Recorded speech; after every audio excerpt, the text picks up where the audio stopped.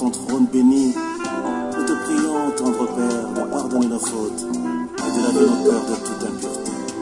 Entends les cris des manques qui implorent ta bienveillance. Fais tomber mes offenses, fais lire sur moi ta grâce. De mes lèvres impures au grand roi, oh oui, j'ai péché contre ta loi. Et mes crimes, mes fautes éternelles, je peux les effacer, Seigneur. Purifie mon cœur, sanctifie ma vie. Ô Saint d'Israël, je te le prie. Purifie mon cœur, sanctifie ma vie. Ô Saint d'Israël, je te le prie. Est-ce qu'il y a un camion?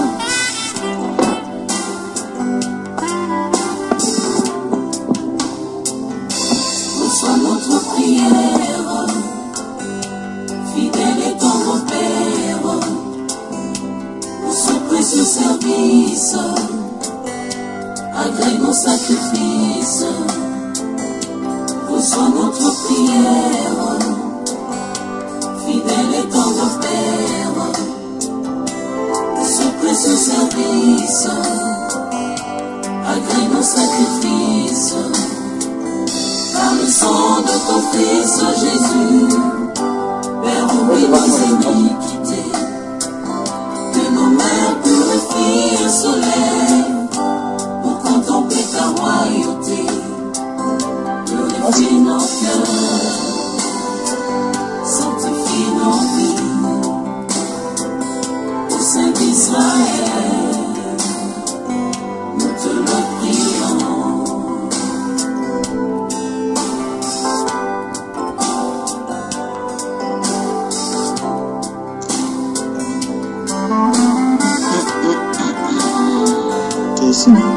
Faut parler de Purifie nos cœurs, sanctifie nos vies, sanctifie nos vies, au Saint d'Israël. Comment ça se passe? Nous te le prions. Dans ta sainte présence, Seigneur, nous voici brisés et condamnés. Tu haut de ton trône de grâce, répands sur nous ta sainteté.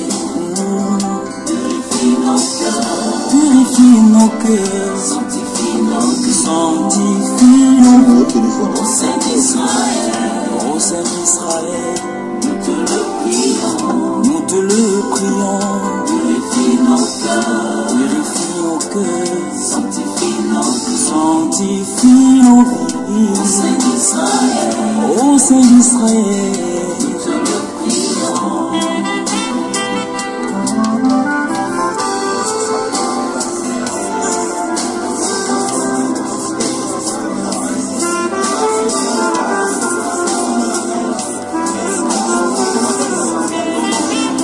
Merci Jésus pour l'œuvre accomplie par le travail de ton âme sur la croix. Sois le germe de l'Éternel.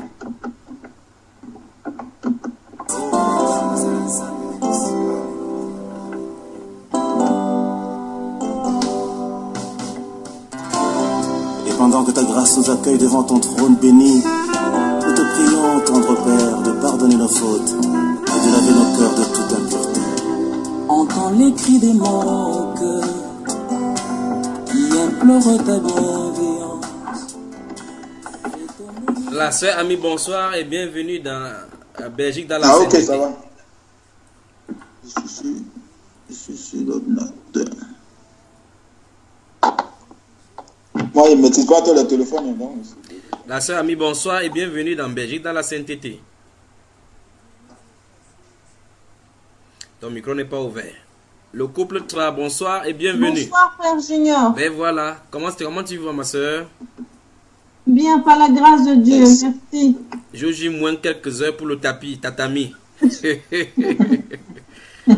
Frère Frédéric, bonsoir. Bonsoir frère Junior, bonsoir à tous. Et oui, mais Bonsoir. tu es sur quel appareil? Tu es sur le PC Pentium 2? Non, frère, je suis sur l'ordinateur, mais il n'y a pas comme sur ça. Ok. Et j'espère que l'école va bien. Oui, l'école, ça se passe bien par là, le Seigneur.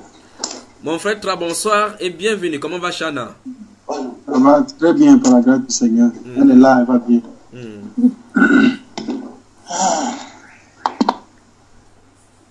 Voilà, elle se porte bien. Sa maman aussi se porte bien, n'est-ce pas?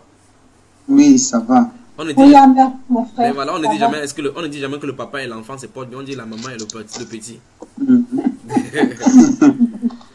Ok, le frère Patrick, bonsoir et bienvenue. C'est ta première fois. Bonsoir. C'est ta première fois, Vous n'est-ce pas? m'entendez? Dans Belgique, dans la sainteté. Oui, c'est le premier jour. C'est la première fois. Oui, tu es dans quelle ville de Belgique? À Charleroi. Charleroi. Oui. Je vois comment tu t'es habillé, tu te comportes comme un roi, quoi. Amen. Très drôle. Voilà, très drôle.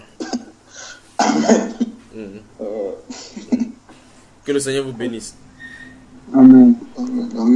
Voilà. En attendant que les sœurs Suzanne, je crois qu'elle doit avoir du mal à se connecter là. C'est de lui dire que nous avons commencé avec le décalage horaire. Je crois qu'elle doit être connectée avant qu'on ne commence maintenant. Je ne sais pas si vous pouvez lui écrire en offre qu'on a déjà commencé.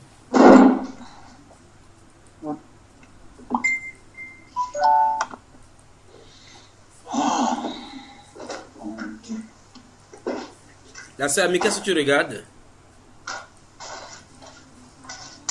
Rien, frère Junior. Donc ça veut dire que tes yeux ne voient rien alors. Frère Junior. Oui. Oui. Comment va ma... Elle va très bien. Très bien. Tout le monde va bien. Elle est pressée, hein? Madeleine est pressée, non? Ouais. Alors que le Seigneur vous bénisse vraiment. Que le Seigneur vous bénisse. Amen. Votre service. Essayez de parler à, comment il s'appelle, à notre soeur bien-aimée. Je crois que la soeur Reine, est-ce qu'elle est disponible? Il ne faudrait pas qu'on... Non. Hier, on était ensemble. On s'est parlé hier. Elle a dit qu'elle serait de garde. Peut-être qu'elle va nous prendre un coup, mais je sais pas. Je pense pas qu'elle pourra parler. Qui ça, la soeur Reine? Elle, oui.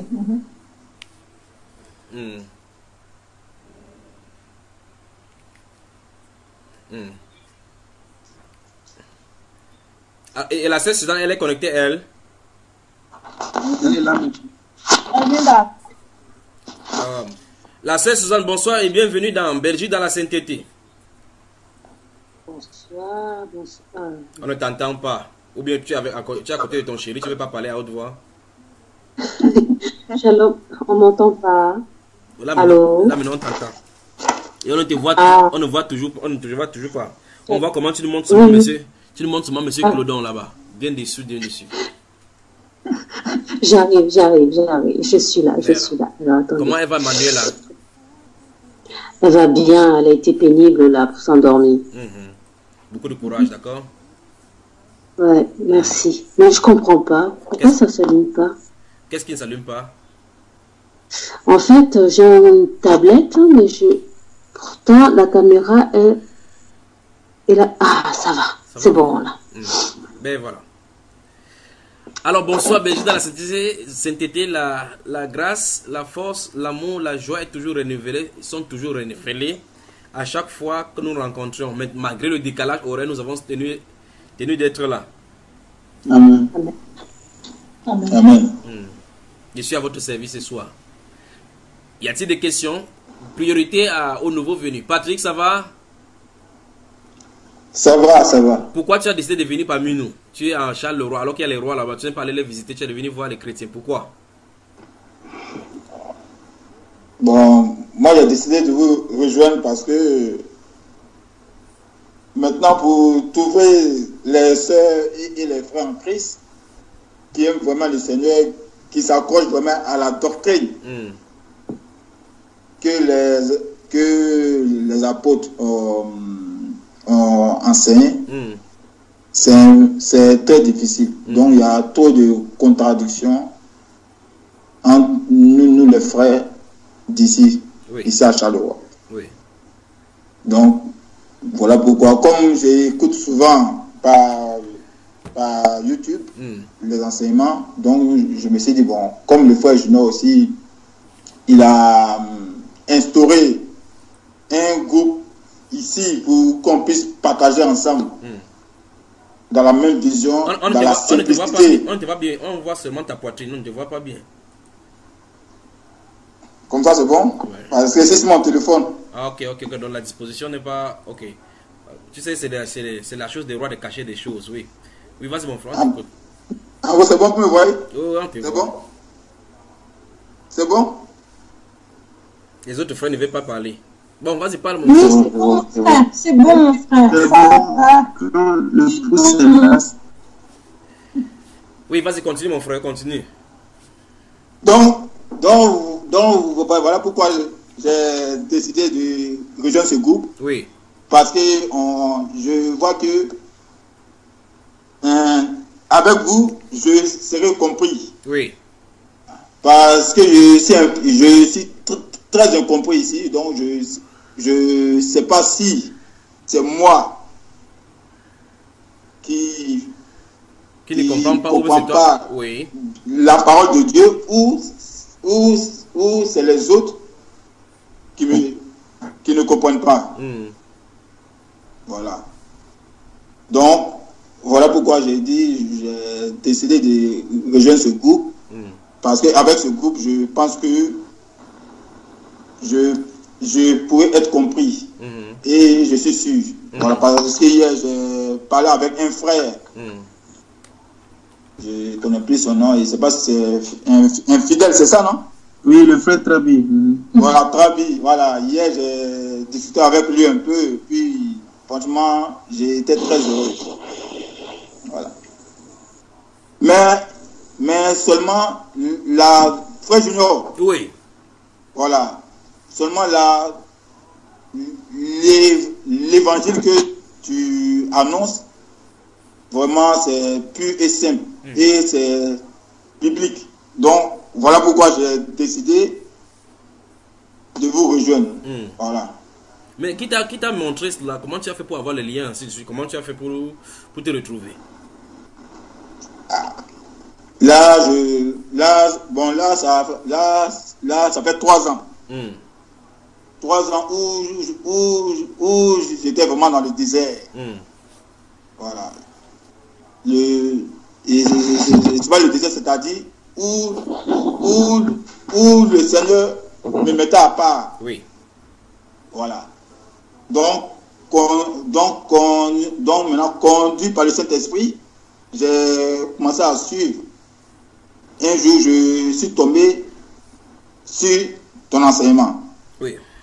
Et depuis ce jour, ça a vraiment changé ma vision avec le Seigneur. Voilà, vraiment. Parce que les enseignements que je recherchais, c'est, voilà, je me suis vraiment retrouvé là-dedans. Voilà. Mais là, c'est en 2014. Oui. Voilà, donc ça fait presque 4 ans maintenant. Oui. Mais presque 4 ans. Et pourquoi avoir attendu jusqu'à 4 ans pour contacter, alors pour entrer en contact avec nous? Pardon? Pourquoi avoir attendu jusqu'à 4 ans comme ça pour entrer en contact avec nous? Bon, franchement, le groupe Saint-Tété dans la Belgique n'existait pas pour le moment. Oui. Voilà. Donc, c'est toi, je voulais contacter. Mais c'est un peu compliqué de te joindre. Voilà. Comment ça c'est compliqué alors que toutes les vidéos, il y a des numéros et des adresses que le frère il va poster là-bas? Bon, quand c'est pas, je dis compliqué, voilà, c'est parce que moi-même, je n'étais pas encore trop prêt de pouvoir te joindre d'abord. Oui. Tu t'es préparé quoi? Exactement. Voilà. Je me prépare aussi, puis le Seigneur aussi travaille aussi beaucoup dans ma vie. Voilà. Eh bien, dans ce cas, il faut continuer. Pendant que tu te prépares comme ça, prépare-toi également pour la venue de notre Seigneur Jésus-Christ pour la noce. La sœur Suzanne Claudon, bonsoir et bienvenue encore. Bonsoir, frère Junior. Je suis à votre service. Le frère Frédéric, bonsoir et bienvenue. Bonsoir, frère Junior. Voilà. J'ai demandé la question. Ah, oui, vas-y. Vas-y, balance des questions. Il y avait une petite question sur deux versets bibliques. La première, c'est sur Ésaïe 55. Je vais lire le verset. Ésaïe 55.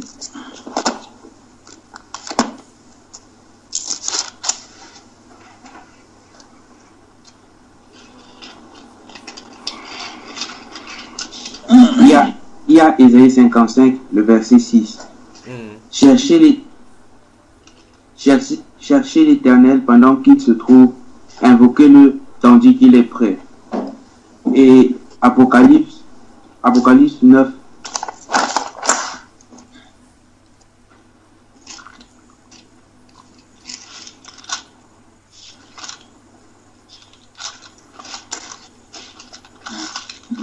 Tu vas juger quoi dans Apocalypse chaque fois, mon frère? Tu as lu tout le Nouveau Testament là. Pardon, frère, je n'ai pas compris. Il dit tu vas juger quoi dans Apocalypse chaque fois? Tu as tout lu les. Il y a eu un verset dans Apocalypse que je vais lire aussi. Oui, vas-y. Apocalypse 9, verset 4.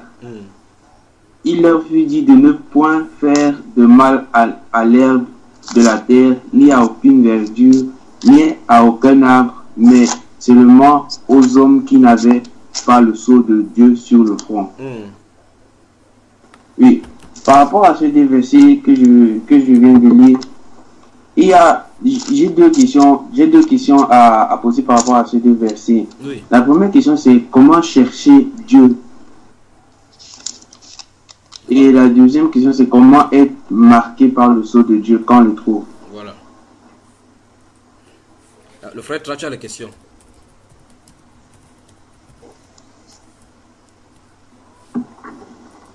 Frère Trabier, où? Oui, je suis là. Tu as suivi la question du frère, n'est-ce pas? Oui, il dit comment être marqué du sceau de Dieu. Non, c'est pas ça. Il y a d'abord une question. Comment chercher? Premièrement, comment chercher Dieu?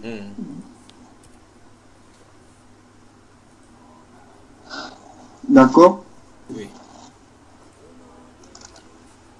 Chercher Dieu, en fait,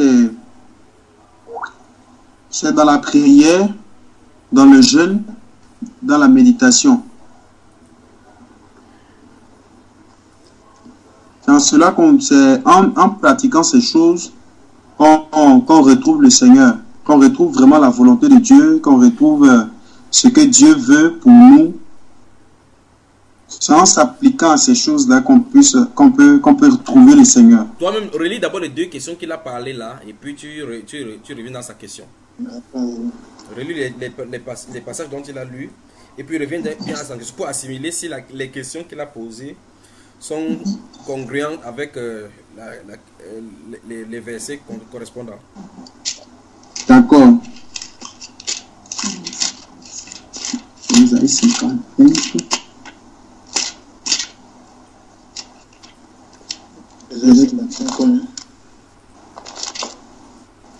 Ésaïe chapitre 55. Il avait donné le verset. Je vais faire. Le verset 6.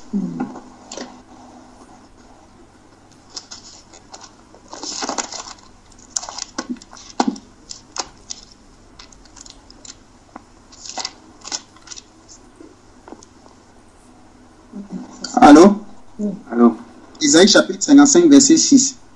Cherchez l'Éternel pendant qu'il se trouve. Invoquez-le tandis qu'il est prêt.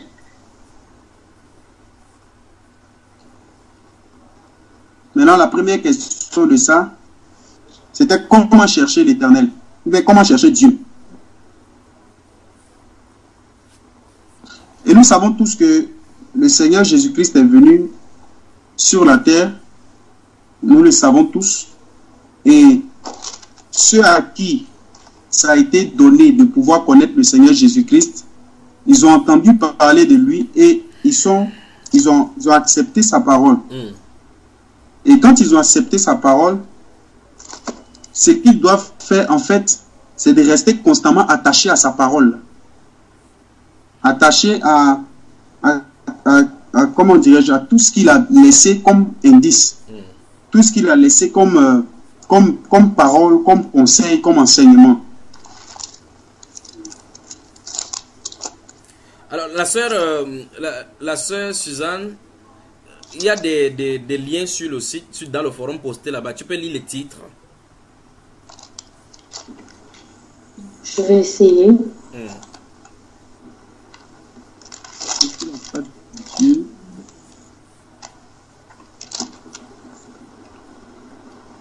Chercher la face de Dieu en espérant vérité.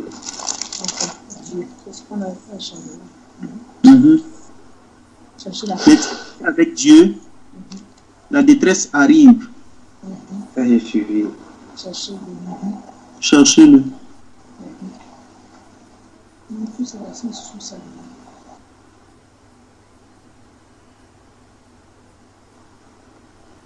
C'est tout? Ne pas encore. Comment rencontrer Dieu? Oui. Quoi encore? L'intimité avec Dieu. L'intimité avec Dieu. Comment rencontrer, chercher la face de Dieu en esprit et en vérité. Ouvrons maintenant Actes des Apôtres chapitre 17. Je vais vous dire quelque chose avant qu'on sorte de ce chapitre-là par rapport à ce qu'il a dit. Parce qu'il y a un deuxième volet de la question. Comment être scellé?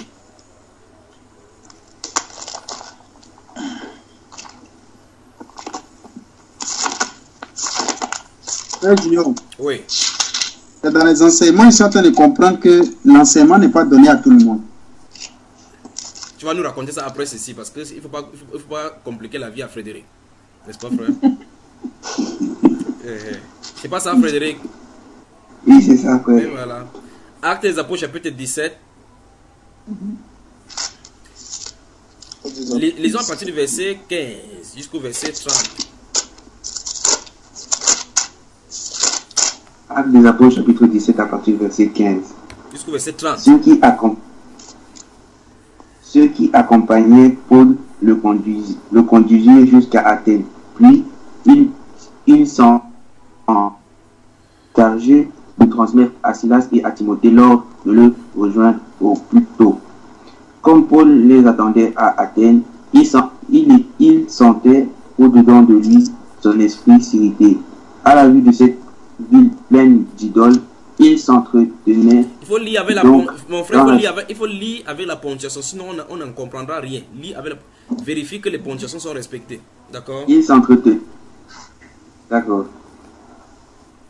Il s'entretenait donc dans la synagogue avec les Juifs et les hommes craignant Dieu, et sur la place publique chaque jour avec ceux qu'il rencontrait. Quelques philosophes, épicuriens et stoïciens se mirent à parler avec lui. Et les uns disaient: que veut dire ce discours? D'autres l'entendaient annoncer Jésus et la résurrection, disaient: il semble qu'il annonce des divinités étrangères. Alors ils le prirent et le menèrent à l'aréopage en disant: pourrions-nous savoir quelle est cette nouvelle doctrine que tu enseignes, car tu nous fais entendre des choses étranges. Nous voudrions donc savoir ce Frère Frédéric, cela... arrête la lecture d'abord. Quelqu'un est en train de bavarder en fond son nom. Je ne sais pas qui est en train de parler en fond son nom. C'est le frère Patrick. Demande-lui de fermer son micro avant que tu dises. Il est au téléphone.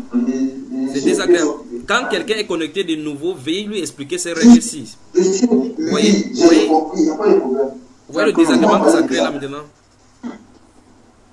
J'ai bien positionné dans le site pour savoir si vous avez compris les règles avant qu'on ne commence. Attends, on va corriger ça rapidement parce que là, ça ne va pas se répéter encore. Parce que les choses qui se répètent à chaque fois. Et c'est pas bon du tout. Veuillez patienter avec lui, laissez qu'il finisse avec son coup de fil, puis vous le parlez, ne le coupez pas. Oui, oui. Alors, allons-y, parlez. Désolé les frères, j'ai été au téléphone avec ma femme. C'est bon, je suis là. Oui, alors frère, en fait, c'est quoi? C'est que quand on se connecte, par moment, les enseignements sont enregistrés pour être postés pour les frères.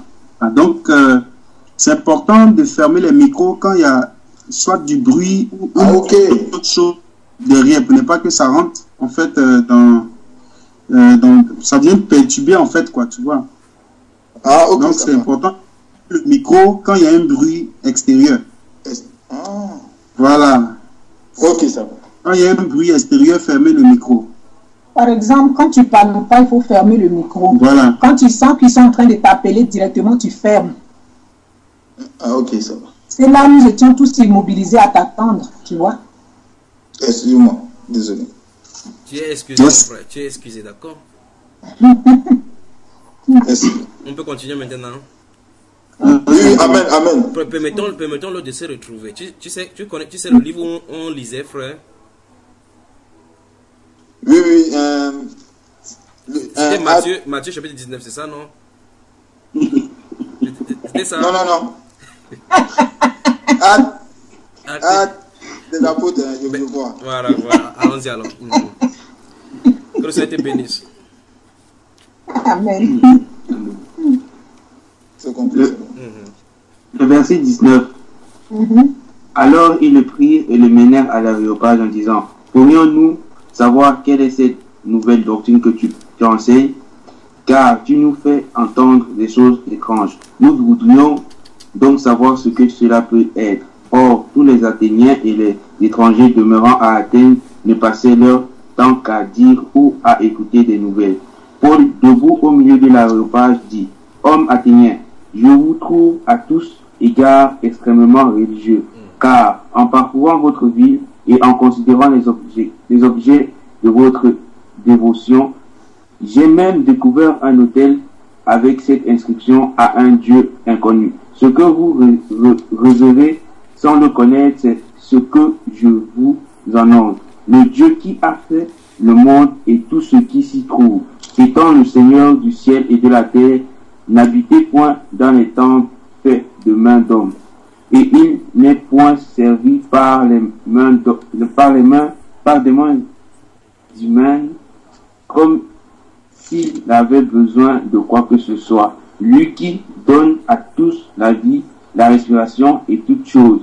Il a fait que tous les hommes sortis d'un seul sang habitassent sur toute la surface de la terre, ayant déterminé la durée des temps et les bornes de leur demeure. Et il a voulu qu'ils cherchassent le Seigneur et qu'ils s'efforçassent de le trouver en tâtonnant, bien qu'il ne soit pas loin de chacun de nous.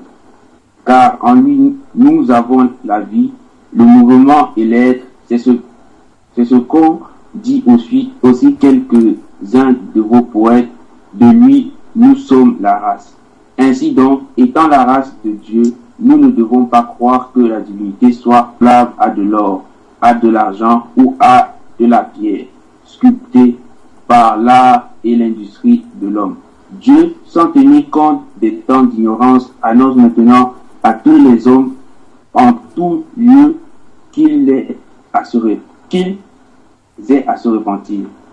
Voilà. Merci mon frère. Voilà. Donc nous voyons au verset 29 là-bas, le verset 27, que Dieu a voulu que les gens s'efforcent de le retrouver, n'est-ce pas? Dieu lui-même a voulu qu'on le cherche en tâtonnant. Et on nous dit que bien qu'il ne soit pas loin de chacun de nous. mais vous-même, regardez comment cette ville était pleine d'idoles. Donc, plus Dieu est proche, plus on le trouve rarement. Vous voyez, c'est vrai dire que l'apôtre Paul vient de donner des informations ici que, en fait, tout ce que vous savez là, c'est pas Dieu. Et il lui donne la révélation que ce Dieu-là a voulu qu'on le cherche, que chacun de nous le cherche en tâtonnant. Et là, alors que Dieu était très proche, ils ont plutôt fabriqué les idoles. J'aimerais bien passer du temps à parler de ces choses-ci. Ouvrez Éphésiens chapitre 2, on va voir quelque chose. Éphésiens chapitre 2. Éphésiens le chapitre 2.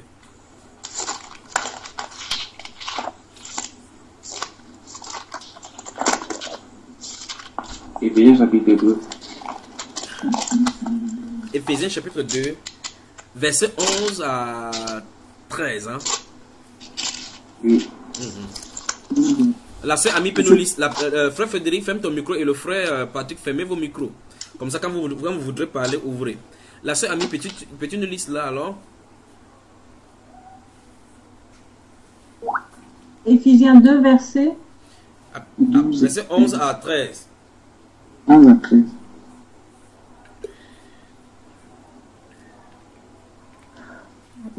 C'est pourquoi, souvenez-vous que vous, autrefois les nations dans la chair, qui étaient appelées incirconcis parce qui est appelé la circoncision, fait de main dans la chair, vous étiez en ce temps-là sans Christ, sans droit de cité en Israël, étrangers à l'alliance de la promesse, n'ayant pas d'espérance, étant sondés dans le monde. Mais maintenant, dans le Christ Jésus, vous qui étiez autrefois loin, vous avez été approchés par le sang de Christ. Car c'est lui qui est notre paix, Bon, je crois qu'il va falloir qu'on lise dans l'autre version. Ta version, c'est quelle version tu as là? Je ne sais pas, c'est pas celui que j'ai l'habitude de lire. Oui. La sœur Suzanne Clodon peut nous lire alors cela? Oui. Oui. C'est pourquoi vous autrefois... vous m'entendez? Oui. C'est pourquoi vous autrefois païens dans la chair, appelés incirconcis par ceux qu'on appelle circoncis, et qui le sont en la chair par la main de l'homme. Souvenez-vous que vous étiez en ce temps-là sans Christ, privés du droit de cité en Israël, étrangers aux alliances de la promesse, sans espérance et sans Dieu dans le monde. Mais maintenant, en Jésus-Christ, vous qui étiez jadis éloignés, vous avez été rapprochés par le sang de Christ. Voilà. Amen. Amen. Donc nous voyons ici qu'il y a un élément qui nous rapproche de Dieu, c'est d'abord le sang de Christ. Vous voyez pourquoi ces gens, que nous avons lu dans le livre des Actes, chapitre 17, les Grecs, ils étaient éloignés de Dieu parce qu'ils cherchaient Dieu comme dans le matériel. Ils cherchaient Dieu comme dans l'industrie. Par conséquent, ils pouvaient fabriquer leur propre Dieu. Si ce n'est pas Dieu qui se révèle à quelqu'un, la personne sera dans la religion. Il faut que Dieu vienne vers la personne. Et donc, depuis que Christ, notre Seigneur, est venu, donc, la réconciliation a été possible. Donc, l'homme peut retrouver Dieu facilement. Dans le psaume 118, versets 8 et 9, je crois que notez cela, le psaume 118, versets 8 et 9. Vous allez prendre le temps de lire cela. Vous y êtes.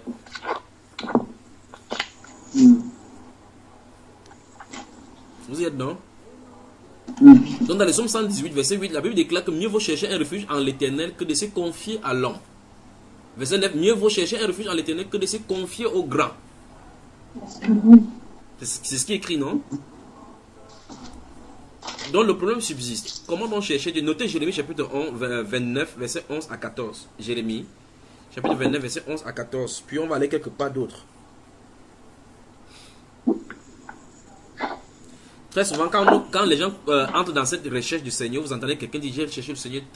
En fait, si on est vraiment, c'est quoi?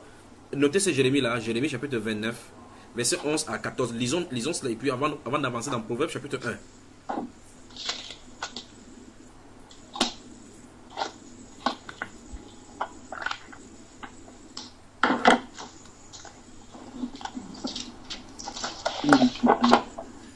Vous y êtes?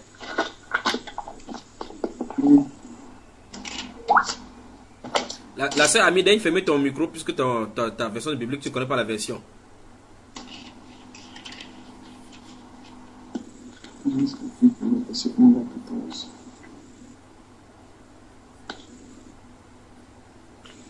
Donc, j'ai dit Jérémie chapitre 29, verset 11 à 14. Notez également, après cela, on va aller en Proverbe chapitre 1. Notez également Zacharie chapitre 8. Vous allez prendre du temps pour lire la Zacharie chapitre 8. Donc je le dis tout simplement, je glisse là-dessus seulement en complément avec tout ce que vous avez vu, la détresse arrive chercher le Seigneur pendant qu'il s'est trouvé, ainsi de suite. Donc maintenant, qu'est-ce que Jérémie chapitre 29, verset 11 à 13 le dit, à 14 le dit. Frère Trabi, tu peux lire aussi avec les ponctuations. Car je connais les projets que j'ai formés sur vous, dit l'Éternel. Projet de paix et non de malheur, afin de vous donner un avenir et de l'espérance. Vous m'invoquez et... Non, lis bien. Vous m'invoquerez, oui. Vous m'invoquerez, oui. Et vous partirez. Oui. Vous me prierez et je vous exaucerai. Oui. Vous me chercherez et vous me trouverez. Si vous me cherchez de tout votre cœur. Soulignez tous ces groupes de mots. Si vous me cherchez de tout votre cœur. Soulignez ça, vous encadrez. Pour principalement le frère Frédéric qui a posé la question. Entourez vraiment cela. Et puis je vais commenter par la grâce du Seigneur. Verset 14. Car je me laisserai trouver par vous, dit l'Éternel. Voilà. Et ramènerai vos captifs. Oui. Je vous rassemblerai de toutes les nations et de tous les lieux où je vous ai cherché, dit l'Éternel. Chassé, dit l'Éternel. Voilà. Donc, il ressort ici que Dieu donne les promesses, il donne l'ordre de le chercher, puis il dit qu'il va se laisser trouver. Regardez très attentivement la façon de dire cela. Il dit, il va se laisser quoi? Trouver. Oui, je me laisserai trouver. Par vous. Ça vous fait quoi? Ça vous fait quoi maintenant?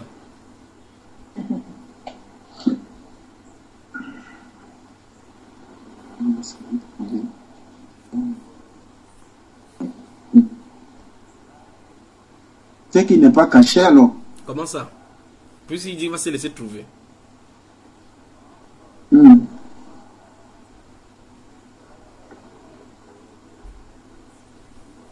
Il peut se cacher. Attends. Comme il peut se laisser découvrir.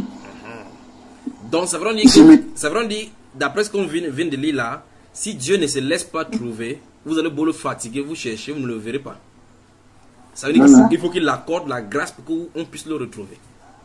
Amen, amen. Mais cette grâce-là se trouve derrière si vous me cherchez de tout votre cœur. Ça veut dire que la motivation pour laquelle on vient devant le Seigneur pour chercher sa face importe plus que toute autre chose. C'est-à-dire l'état de notre cœur importe plus que toute autre chose. Il y a des gens qui cherchent la face de Dieu pour faire la comparaison spirituelle. D'autres qui font la face de Dieu pour aller prouver Dieu dans le monde. Ce n'est pas cela. Il faut le faire en aimant le Seigneur. Tout simplement. Si on aime le Seigneur, il se laissera trouver. Regardez un peu, je vais vous dire quelque chose. Dans le Nouveau Testament, enfin, quand le Seigneur Jésus est venu, il va le dire d'une certaine façon. Regardez, vous êtes prêts, frère? C'est tellement simple, mais c'est choquant. Vous êtes prêts? Prenez Jean chapitre 14, verset 21 à 23. Allons-y. Il veut que quelqu'un lise cela. Regardez ce que là. Souvenez-vous de ce qu'il vient de lire ici dans ce livre de Jérémie chapitre 29, verset 11 à 14. Maintenant, ouvrons Jean chapitre. Merci Père. Jean chapitre 14, verset 21 à 23. C'est merveilleux seulement.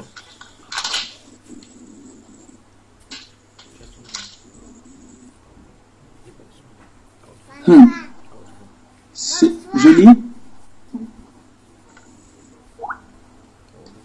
Bonsoir. Celui qui a le commandement. Bonsoir. Ah, mais ça va attendre d'abord. Ouais. Je lis. Oui, allons mon frère. Celui qui a mes commandements et qui les garde, celui qui m'aime et celui qui est celui. Et moi, il est souligné ici. Attends. Celui qui a mes commandements et qui les garde, c'est lui qui m'aime. C'est celui qui m'aime. Et celui qui m'aime sera aimé de mon Père. Je l'aimerai et je me ferai connaître à lui. Verset 22. Jude, non pas Iscariote, lui dit, Seigneur, d'où vient que tu te fera connaître à nous et non au monde. Jésus lui répond, quelqu'un m'aime, il gardera ma parole, et mon Père l'aimera. Nous viendrons à lui et nous ferons notre demeure chez lui. Amen. Vous avez vu ça? Celui qui n'est même pas, ne garde pas ma parole. Donc, d'après ce qu'il a dit dans le livre d'Isaïe, dans le livre de Jérémie que nous avons lu tout à l'heure, il dit que je me laisserai trouver par ceux qui me cherchent. Remarquez très attentivement que si vous cherchez Dieu et que vous voulez être conforme, dans le livre de 1 Jean, il a dit par exemple que si nous avons auprès de lui cette assurance que si nous demandons quelque chose selon sa volonté, il nous écoute. Et si nous savons qu'il nous écoute, nous possédons la chose que nous lui avons demandé, quelle qu'elle soit. Maintenant, comment savoir donc que telle chose que nous avons demandé, c'est sa volonté? Sa parole est là comme garde-fou. Il a écrit dans le livre de Daniel, il a dit à Daniel que tiens secret ces paroles, c'est pour le temps de la fin. Les gens liront alors et la connaissance augmentera. Et Apocalypse, il va dire maintenant que ne scelle point la parole de ce livre parce que les temps sont... Vous voyez cela, n'est-ce pas? C'est-à-dire que le moment est arrivé d'ouvrir ces choses. Donc Dieu tient une place importante et extrêmement importante à sa parole. Au chapitre 15, de ce livre-là, de ce même livre où vous êtes là, verset 7, il dit, si vous demeurez en moi et que mes paroles demeurent en vous, demandez ce que vous voulez. Donc en clair, il est question maintenant de la parole qui gouverne l'être humain. De la parole qui gouverne sur l'homme spirituel, de la parole qui gouverne sur l'homme intérieur. Quand cette parole gouverne sur l'homme spirituel, sur l'homme intérieur, l'homme là est en contact avec le Seigneur. C'est terrible, terrible. Et maintenant, dans ce livre de Jérémie, il a dit quoi? Il a dit, je me laisserai trouver par ceux qui me cherchent. Si vous me cherchez donc quoi? De tout votre cœur, vous m'invoquerez, vous partirez. Vous me chercherez et vous me trouverez si vous me cherchez de tout votre cœur. Vous y êtes? Notez le livre de, pendant que j'en ai parlé là, notez le livre d'Amos, livre d'Amos. Je crois qu'on va faire une détour par là-bas. Vous voyez là où ça nous prend là maintenant ce soir. Le livre d'Amos au chapitre 8, livre du prophète Amos, chapitre 8 du livre d'Amos. Lisons à partir, qui va nous lire là de façon fluente. J'ai du mal ce soir avec vous. On va faire 3 heures sans évoluer. Livre d'Amos, livre du prophète Amos, chapitre 8, verset 7 à 12.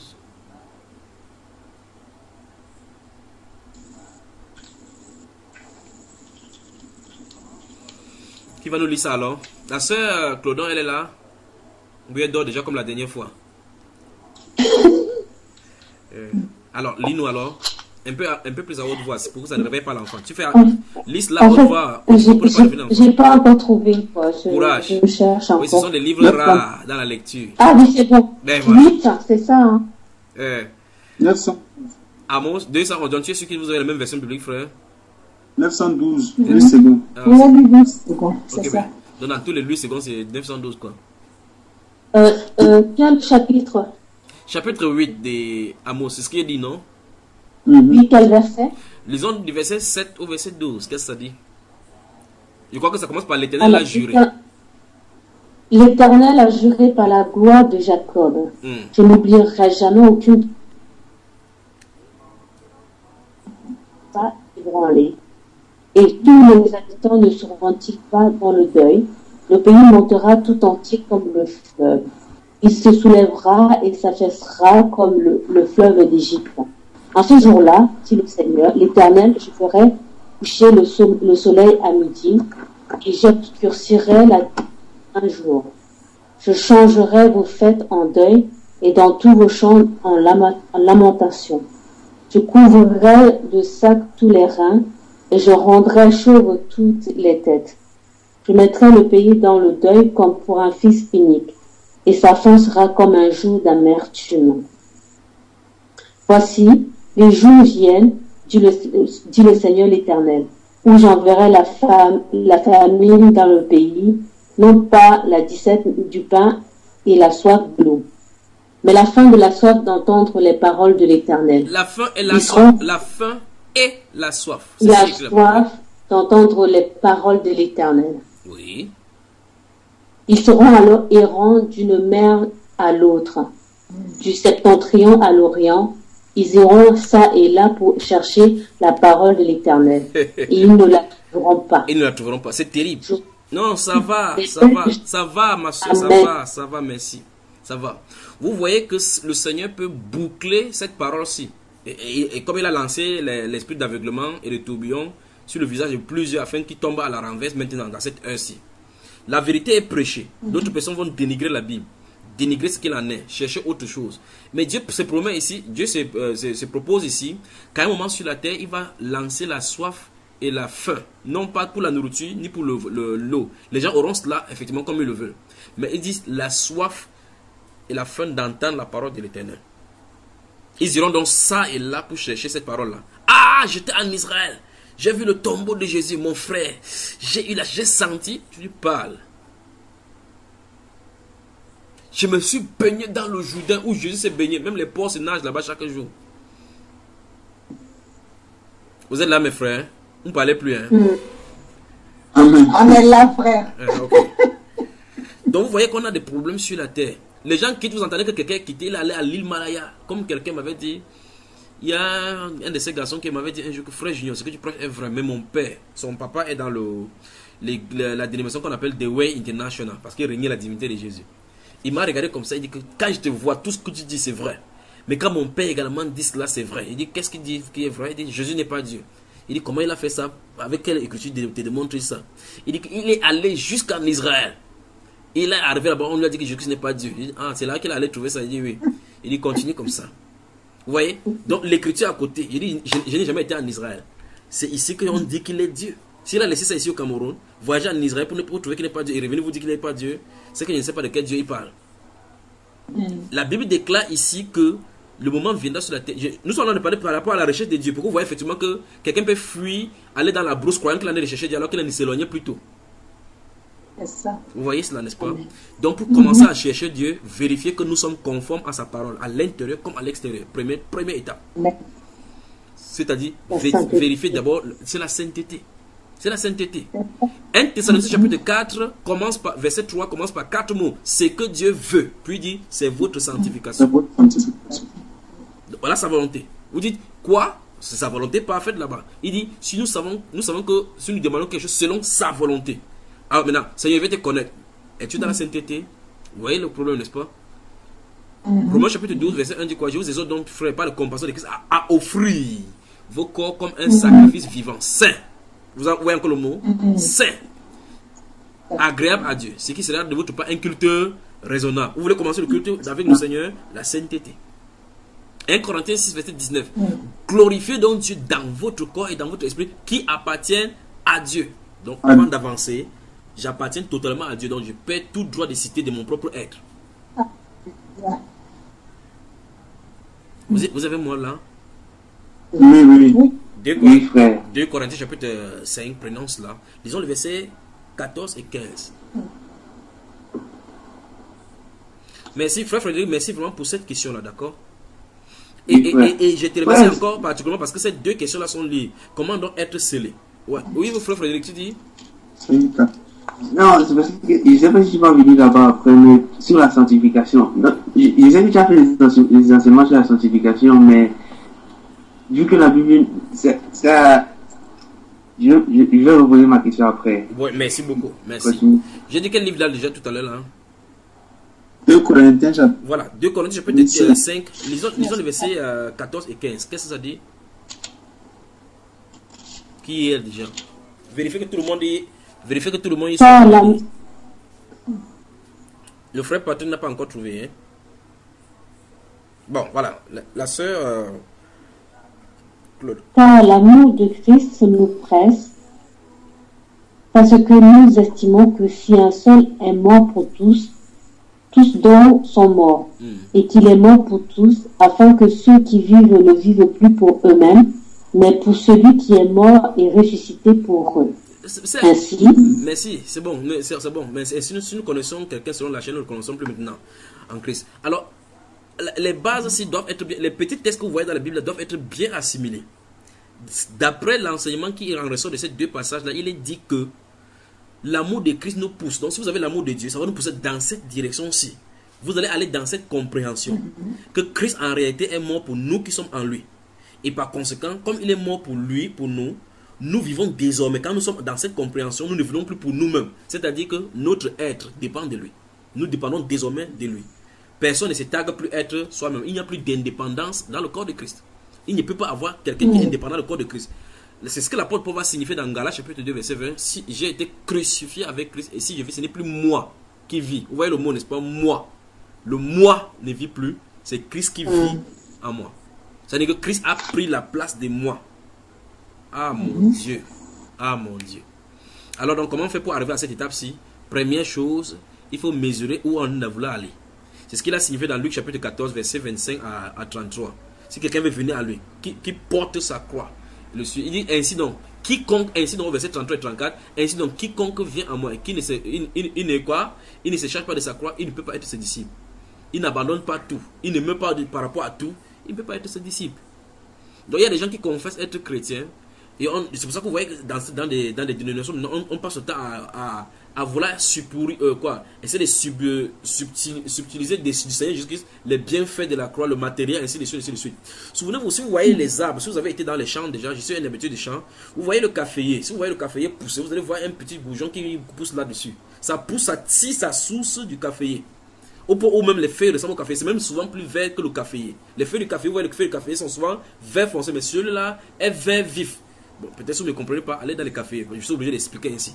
Alors, si vous voyez ces goujons-là monter là-bas, ça frappe, c'est collé sur le corps du caféier, c'est-à-dire que sur l'arbre du caféier. Ça tire sa source là-bas. Ça veut dire que quand les racines du café sont plongées dans le sol, ça tire les nutriments du sol, les substances nutritives du sol. La même chose coule dans le caféier et coule aussi dans ceux-là. Donc il y a des gens qui sont dans le corps de Christ comme ça, enfin, pas à l'intérieur, qui viennent dans la chose chrétienne, comme l'apôtre Paul explique dans Philippiens chapitre 3. Il dit qu'il y en a plusieurs personnes qui annoncent Christ pour des motifs impurs. Ils parlent de pour leur vente. Donc ils utilisent Christ comme leur label. Avec ça, ils commencent à avoir de l'argent, avoir des bienfaits, sans pour autant être de là.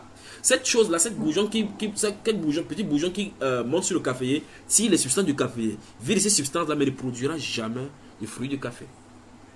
Ça. Quand vient le temps de la récolte du café, c'est ça qui crée le problème. On fait quoi? On enlève, on couvre ça, on jette au sol, ça sèche. Et ça pourrit pour produire les prochaines substances pour ce même café. Et Dieu dit clairement qu'on va sortir dans ces minutes, Malachie chapitre 3, on va sortir, on va voir les méchants comme ça, on va fouler au pied, les cendres sera comme ça sur le pied. C'est terrible, frère, terrible. Et par conséquent, il faut donc, avant d'avancer dans la recherche de Dieu, il faut donc mesurer ce que nous allons dire. Quand tu dis je m'en vais chercher Dieu, ça suppose que désormais je meurs pour moi, mais parce que vous le cherchez pour avoir sa volonté. Ne faisons pas comme cet homme riche là de Marc chapitre 10 qui est venu voir Jésus. Maître, que faut-il faire pour avoir la vie éternelle? Imaginez une question qu'un être humain puisse poser sur la terre. La meilleure des questions qu'un être humain doit poser. La meilleure des questions, ce n'est pas y a-t-il des hommes sur d'autres planètes que la Terre? C'est pas ça. La meilleure des questions, c'est pas comment l'Afrique va faire pour évoluer. C'est pas la meilleure question là-bas. La meilleure question, c'est pas qui sera le prochain président de la Côte d'Ivoire ou bien Laurent Gbagbo va-t-il sortir de TPI. Ce n'est pas ça la meilleure question. La meilleure question, c'est là où tu vis là. Où est-ce que tu iras prochainement? Voilà la meilleure question. Cet homme-là est venu, il est donc venu vers le Seigneur Jésus-Christ poser la meilleure question qui puisse exister. Maître, que faut-il faire pour avoir la vie éternelle? Le Seigneur l'a regardé. Mais tu connais le commandement parce qu'il savait qui il était. Ah ben lequel? Aime ton prochain comme toi-même. Si tu ne voleras pas, il dit ah c'est ça, oui. J'ai observé tout cela de ma jeunesse. La Bible déclare dans le livre de Luc que le Seigneur l'ayant regardé l'aimant parce qu'en fait il disait la vérité. Donc vous voyez que l'observance de la loi, la Bible déclare que ça ne pourrait pas amener à la perfection. C'est ce qui est écrit dans Hébreux chapitre 7. Et donc maintenant, il a encore posé la mauvaise, après avoir posé la meilleure question, il a posé la mauvaise question. Il dit que comme je l'ai observé là maintenant, qu'est-ce qu'il faut encore? Bon, si tu as la vie éternelle, tu cherches encore quoi? Vous voyez le problème, n'est-ce pas? Si tu as la vie éternelle, tu n'as plus rien à poser comme question. Jésus a dit, si tu veux être parfait. Donc il a observé toute la loi sans être parfait toujours. Mais pourtant les chrétiens, eux, ils sont parfaits, n'est-ce pas, frère? On a lu ça ici. Oui. Et donc, si tu veux être parfait, va. 1. Va. 2. Vends tout ce que tu possèdes. 3. Ne donne pas ça, ne mets pas ça en banque, pas en compte en banque, n'achète pas des mobiliers. Distribue-les à tout le monde aux pauvres. 4. Puis viens et suis-moi. En dernier lieu, la promesse, tu auras quelque chose dans le ciel. Il a dit, ok, je te vois venir. Vous voyez cela? Il a dit, je te vois venir. La prochaine fois, il va venir te poser d'autres questions. Comme il est parti là, la Bible déclare qu'il s'est trouvé en enfer. Vous vous souvenez de lui, n'est-ce pas? En train de crier qu'envoie Lazare. Parce que j'ai fait cette erreur là sur la terre. Alors, maintenant, qu'est-ce qui se passe? Le premier problème a été parce qu'il n'a pas mesuré qui était devant lui pour aller lui poser cette question. Quand vous posez la question au Seigneur Jésus, chaque fois, remarquez dans la Bible, vous allez voir effectivement que quand on lui pose la question, les réponses sortent de façon extraordinaire. C'est-à-dire que là où l'homme s'attend le moins, c'est là où la réponse sort. C'est-à-dire qu'il donne toujours la réponse qui n'est pas selon notre goût. Il nous dit, donne la direction qui ne nous plaira pas certainement, mais c'est sa volonté. Mais que faut-il faire pour avoir la vie éternelle? C'est-à-dire que dois-je faire pour avoir la vie éternelle? Il dit que va faire ceci. La Bible déclare qu'il est parti comme ça, étant triste. Celui qui bombait son torse que j'ai fait, il a observé toutes ces lois-là qui me montrent encore, il est parti triste. Et quand il est parti tout triste maintenant, le royaume a déclaré la guerre contre les hommes riches de la terre. Il sera difficile à un homme riche d'entrer dans le royaume qu'à un chameau de passer par le trou d'une aiguille. Quand il a dit ça, les apôtres ont dit pardon. Il dit que oui, je vous le dis. Il dit que je vous le dis que celui qui se confie dans les richesses, ce sera difficile pour lui d'entrer dans le royaume. Quand il a dit ça en colère, il dit pardon. La Bible déclare que les disciples furent encore plus étonnés. Donc il explique encore mieux. On est encore davantage étonné parce que c'est grave. Alors on a des problèmes. Pour rechercher dans Dieu, il faut vérifier l'état de notre cœur si nous sommes prêts à nous abandonner à lui et à obéir à sa volonté. Voilà les choses préliminaires qu'il faut savoir. Tous ceux qui ont été confiants avec Dieu et dont Dieu a pu utiliser dans la Bible, ce sont les gens qui se sont abandonnés, n'ont pas aimé leur propre vie. Vous comprenez cela? Toute personne, vérifiez seulement votre Bible, vous allez voir. Pour que quelqu'un s'installe quelque part avec toute sa famille, un vieillard de 75 ans, on lui dit Abraham, quitte la maison de ton père et va. On ne lui dit pas où il va aller, il commence à marcher comme un fou dans le désert. Vous devez mesurer le prix avec qui vous êtes là. C'est pas ce que vous saisissez. Alors là, c'est l'abandon total, il lui fait confiance. Pour que quelqu'un comme Moïse puisse quitter la gloire, comme la Bible le déclare dans le livre des Hébreux, quitter la gloire de l'Égypte pour aller dans un pays incertain, dans le désert, enfin, même pas un pays, dans le désert, qui survient pendant 40 ans. Imagine, après 2 années, qu'il a crié, regardez, pas de direction du Seigneur, Dieu ne parle pas. Il aurait dit peut-être que non, c'est sûr que c'est un songe qu'il a mal, il a mal eu la vision. 25 ans, Dieu ne parle pas. 30 ans, Dieu ne parle pas. Peut-être j'ai mal fait de sortir de l'Égypte. Comme nous doutons aussi chaque fois. On peut dire que tu es libéré. Mais tu vois encore les séquelles de ça. Tu dis, peut-être on n'a pas bien vu. Dieu ne me voit pas. Depuis il prie comme ça, il n'entend pas. Quand vous faites ça, vous insultez Dieu. C'est les murmures. Vous voyez? Mais qu'est-ce que Moïse a fait? La Bible déclare qu'il regardait comme celui qui voit dans l'invisible. Il n'a pas craint Pharaon. Mais il a duré 40 ans dans la persévérance. Qu'est-ce que Dieu voulait choisir en lui? La patience. Et Dieu montre clairement qu'à l'université de Dieu, il était le plus gradué dans le diplôme de patience. N'est-ce pas, frère? Voilà ce que Dieu a voulu installer en lui en 40 ans. La patience. La patience. Donc tu vois que Dieu, pour donner son cours de la patience, a fait 40 ans. Un seul cours. Pour apprendre au désert, aux Juifs, que l'homme ne vivra pas de pain seulement. Si c'était vous aujourd'hui, nous on dit, prends ton cahier écrit, l'homme ne vivra pas de pain seulement. Écoute, lis ça chaque jour, hein, oui. Si c'est nous, on ferait comme ça là. Dans notre éducation, on nous boule la tête avec 9 mois d'éducation. Puis on sort, on dit que tu es un spécialiste. Et c'est eux qui partent voler l'argent de l'État. Les spécialistes de l'économie. Mais là, Dieu prend 40 ans pour faire assimiler quelqu'un un bout de phrase. L'homme ne vivra pas de pain seulement, mais de toutes paroles qui sont dans la bouche de Dieu. Donc pour assimiler ça, il y a différentes épreuves. Et ces épreuves, on n'écrit pas sur le papier. C'est dans l'épreuve de la vie. Alors, Dieu peut se révéler à toute personne qu'il veut sur la terre. Parce qu'il a dit, je me laisserai trouver par ceux qui le cherchent. L'apôtre Paul, par exemple, si vous regardez la révélation de Dieu pour lui en route, Dieu, il n'était pas en train de chercher, il partait tuer plutôt justement les gens de ce Dieu-là. Mais ici, la Bible, il est révélé que Dieu l'avait mis à part dès le sein maternel. Donc, il se réserve le droit de le révéler quand il le voulait. À Jérémie, il a dit qu'avant que tu ne sois conçu avant ta mère, je te connaissais, il t'avait établi. Donc, tôt ou tard, il se révélera à lui. En fait, mes frères et sœurs, Dieu connaît ses enfants. Il a promis dans Jean chapitre 10 qu'il les fera venir. Amen. Il a dit qu'il les fera venir. Elles viendront, dit le maître. Elles entendront ma voix. Il y aura un troupeau. Voilà les promesses merveilleuses dans les Saintes Écritures. Amen.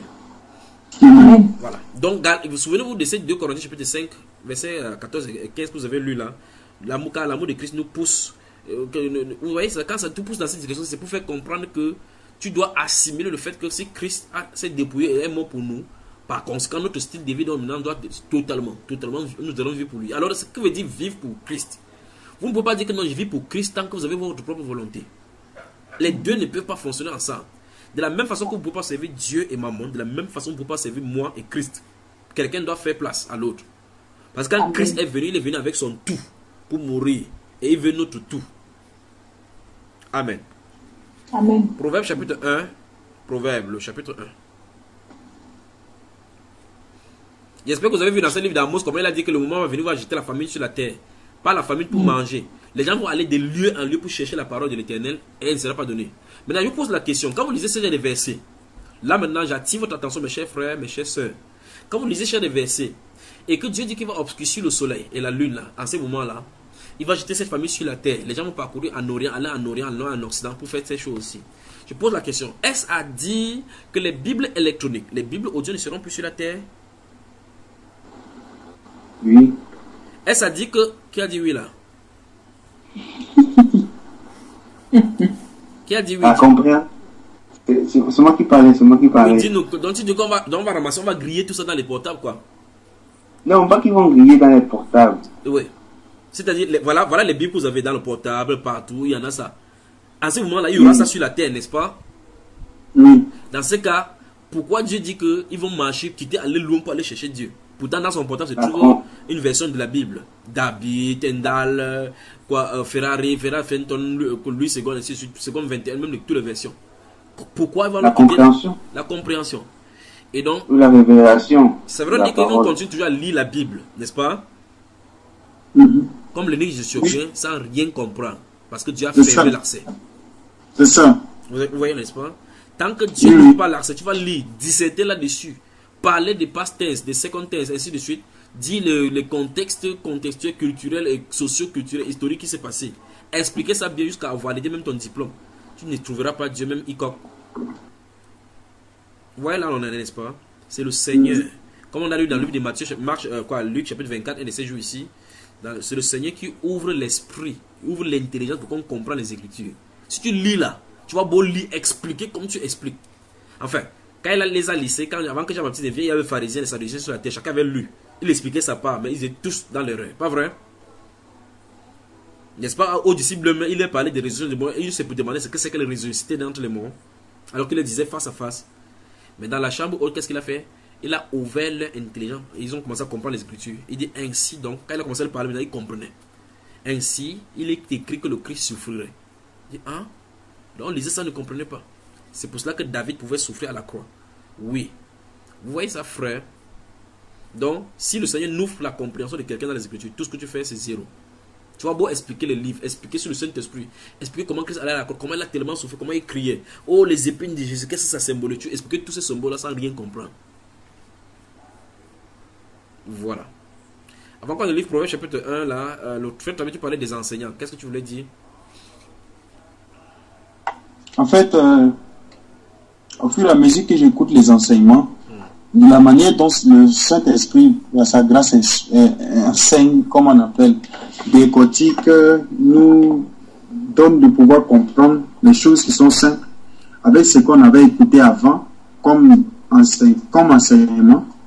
S'il y a vraiment un grand écart, l'écart est tellement grand que je dis que je tire directement en conclusion pour dire, mais avec tout ça, les gens disent qu'ils sont enseignants de la parole de Dieu sans comprendre même ce qu'ils disent. Parce que tout ce qu'ils disent, c'est all la vérité en fait.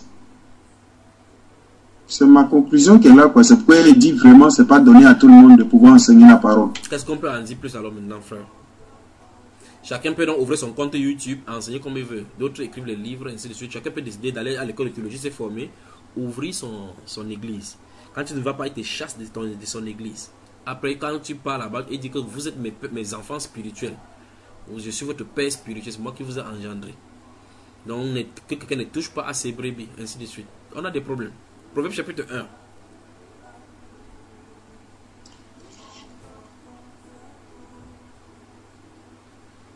Lisons à partir du verset 1. On va lire doucement. Je lis Proverbe de Salomon, fils de David, roi d'Israël. Pour connaître la sagesse et l'instruction, pour comprendre les paroles de l'intelligence, pour recevoir des leçons de bon sens, de justice, d'équité et de droiture, pour donner au simple du discernement, au jeune homme de la connaissance et de la réflexion, que le sage écoute et il augmentera son savoir. Et celui qui est intelligent acquérera de l'habileté. Pour saisir le sens d'un proverbe ou d'une énigme, des paroles des sages et de leur sentence. La crainte de l'Éternel est le commencement de la science.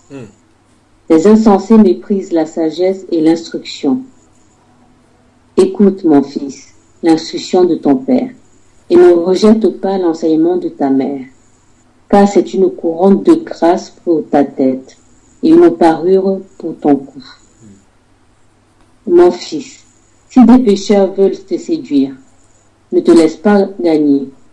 S'ils disent, viens avec nous, dressons des embûches, versons du sang, tendons des pièges à celui qui se repose en vain sur son innocence. Engloutissons-les tout vifs, comme le séjour des morts, et tout entier, comme ceux qui descendent dans la fosse. Nous trouverons toutes sortes de biens précieux.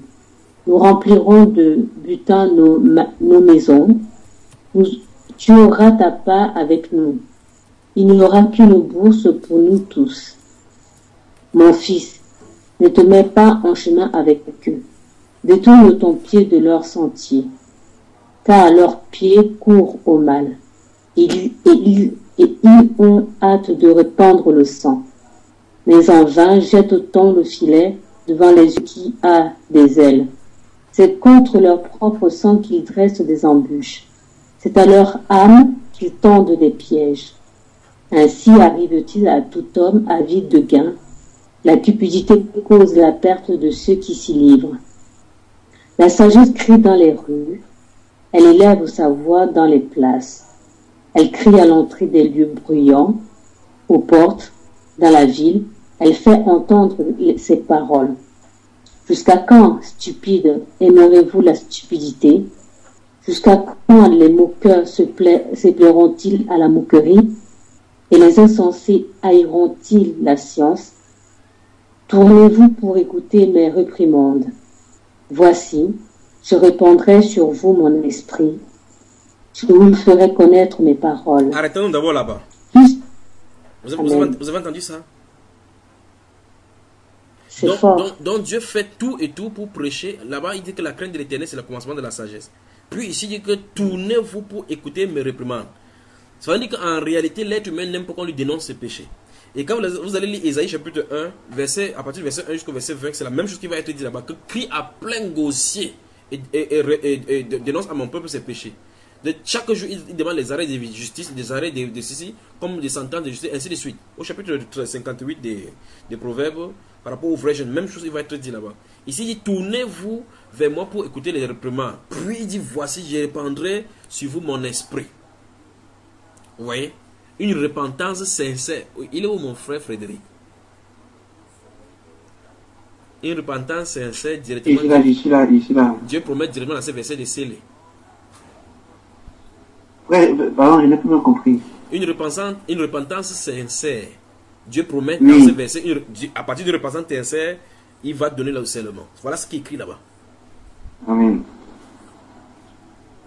Ouais, le verset 23 là, pourquoi il y a 3 petits points? Je vous ferai connaître mes paroles. Non, j'arrive d'abord. Non, tu as sauté, c'est le dernier volet. Je n'ai pas encore parlé de cela. Ok. Il y a d'abord, tournez-vous pour écouter le réprimand. Tournez-vous.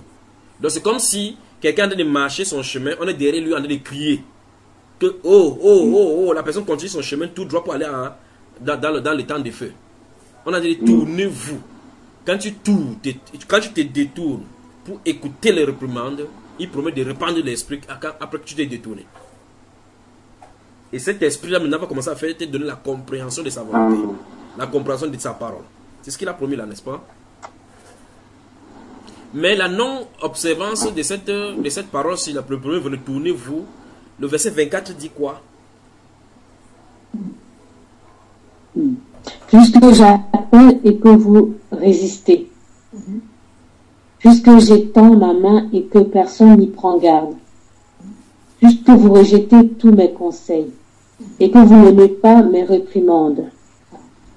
Moi aussi, Je rirai quand vous serez dans le malheur. Je me moquerai quand la terreur vous saisira. Vous voyez, lorsque vous lisez, ça va ma soeur, lorsque vous lisez la Bible et que vous voyez une société en dépravation, c'est facile de prophétiser. Très facile. Parce que vous pouvez être en accord avec l'Esprit de Dieu pour proclamer quelque chose contre un pays.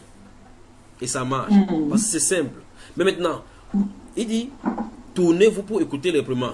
Après, il dit que lorsque, comme vous refusez de tourner, je ne vous dis pas là, vous ne parlez pas. La question c'est, comment est-ce que Dieu les parle? Parce que là, nous sommes en train de parler. Les non-chrétiens ne sont pas obligés d'écouter Bambaïba. Il n'y a qu'à voir, lorsque vous voyez par exemple un Spider-Man qu'on a posté, ou bien un enseignement sur le Congo-Ça, ou bien que tel pasteur couche avec telle fille, regardez le nombre de vues. Regardez seulement le nombre de vues.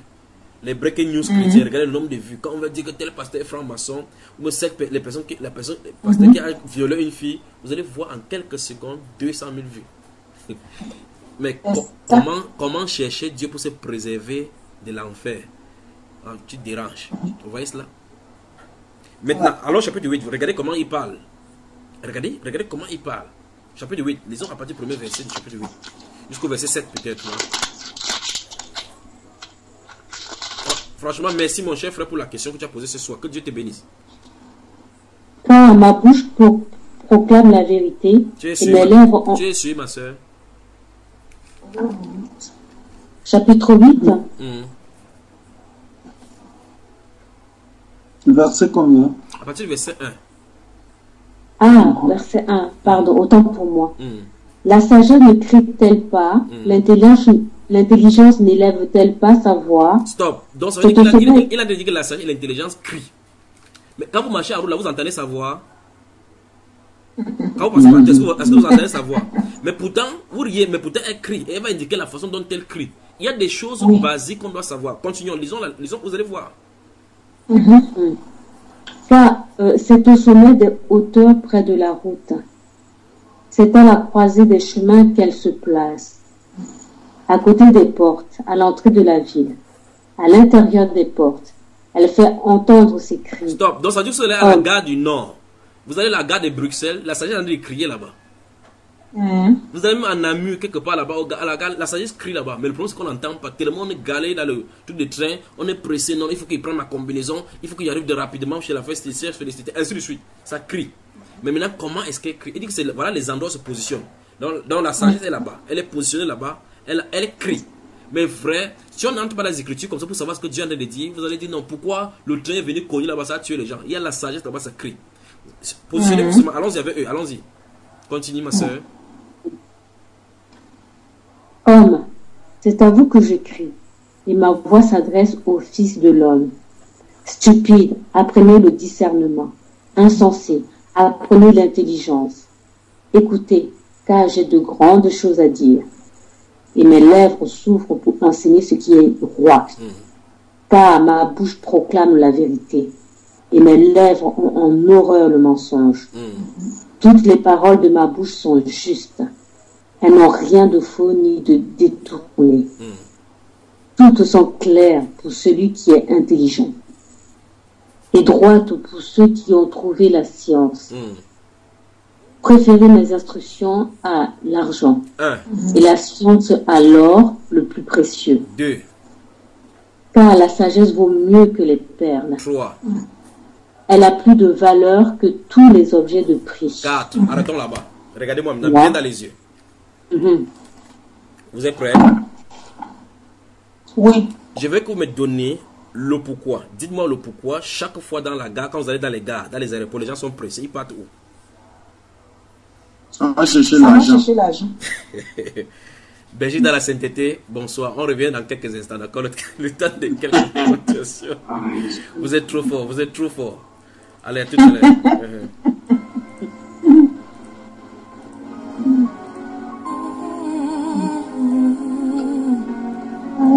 Jésus, tu es les paroles de la vie.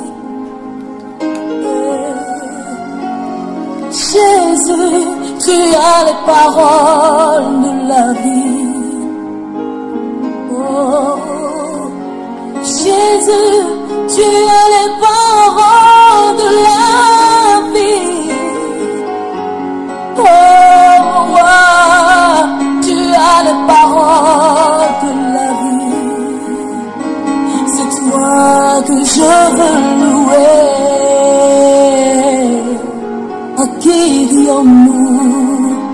c'est toi que je veux chanter, mon roi, à qui dirons-nous?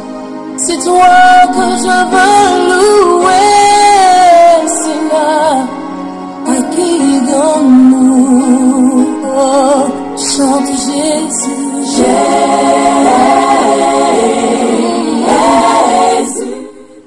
Berger dans la sainteté, vous avez l'exclusivité maintenant. À cet instant, si votre soeur vient de...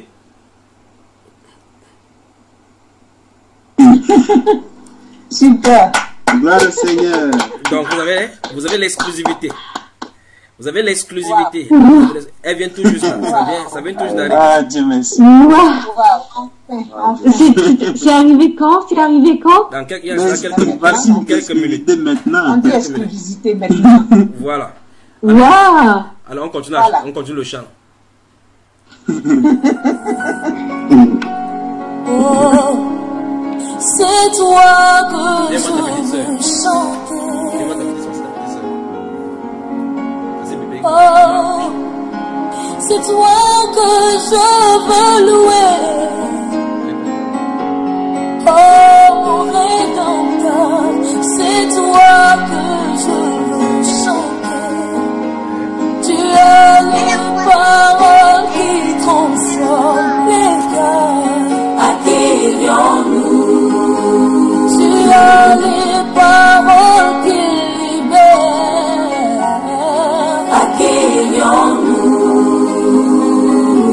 Jésus, Jésus. Berger dans la sainteté. Tu as les paroles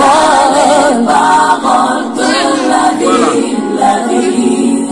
À qui irions-nous? Alors vous allez dire bonsoir à la sœur Grâce en direct.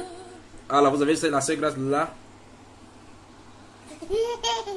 Shalom, ma soeur. Silence, waouh. Quelle délivrance. Donc c'est chaque mardi quoi. Vous vous entendez? C'est Du ça, mardi ma à soeur. mercredi. Vous entendez bien ta soeur, hein? On ne t'entend pas beaucoup. Oui, vas-y, parle, chérie. Je parle. Micro, ma soeur. Hein? Bon, comme il se fait là, je vais pas crier quoi. Ah, d'accord, super. Waouh. C'est bien ça. Comment chérie, parle. Je dis voilà la petite. Amen. Wow. Elle s'appelle comment? C'est une Elle fille. s'appelle comment? Non, doucement, Wow. doucement. C'est la petite d'abord pour l'instant. C'est quoi? Belgique dans la Elle est sainteté, vraiment vous belle. avez l'exclusivité, d'accord? Wow. Vous avez l'exclusivité. Ouais. Voilà, on continue à chanter, on continue à chanter pour notre Seigneur, on continue à chanter. Amen. Amen. Tu as les paroles de la vie. Jésus, tu as les paroles de la vie. Eh bien, demain. Oh, Jésus, tu as les paroles de la vie. Oh, roi, tu as les paroles de la vie. Eh bien, C'est toi que je veux louer. À qui dirons-nous? C'est toi que je veux chanter, mon roi. eh bien. À qui dirons-nous? C'est toi que je veux louer, Seigneur. À qui dirons-nous? Oh, chante Jésus. Jésus, tu as les paroles de la vie.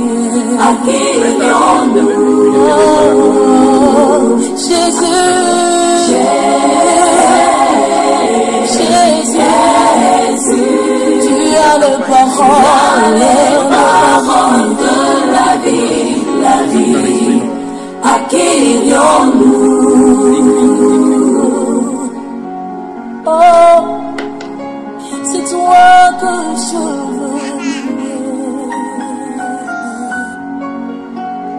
Oh, c'est toi que je veux chanter. Oh, c'est toi que je veux louer.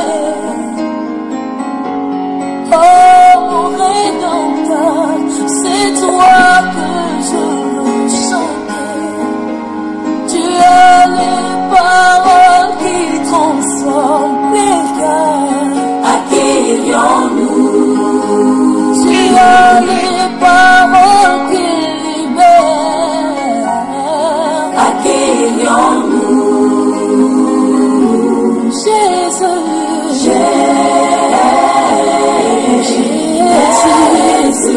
tu as les paroles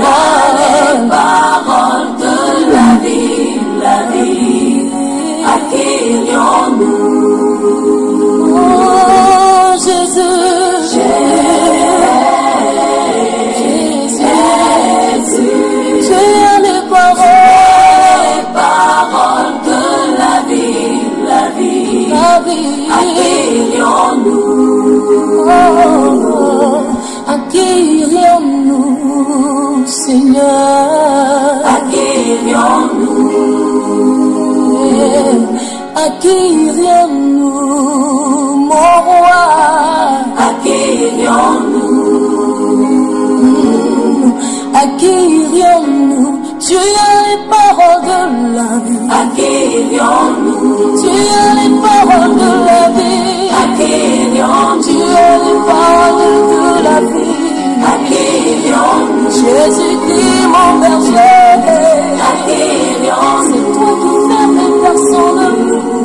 À qui irions-nous? Toi qui ouvres et personne ne peut fermer. À qui irions-nous? Est une puissance qui appelle à l'existence. Ce qui n'existe pas. À qui irions-nous? Tu es mon Rédempteur. À qui irions-nous? Tu es mon modèle. À qui irions-nous? Tu es mon consolateur. À qui irions-nous? Tu es mon bouclier. À qui irions-nous? Toi qui as les paroles de la vie. À qui irions-nous? Tu as les paroles de la vie. À qui irions-nous? Oh Jésus, à qui irions-nous, mon roi?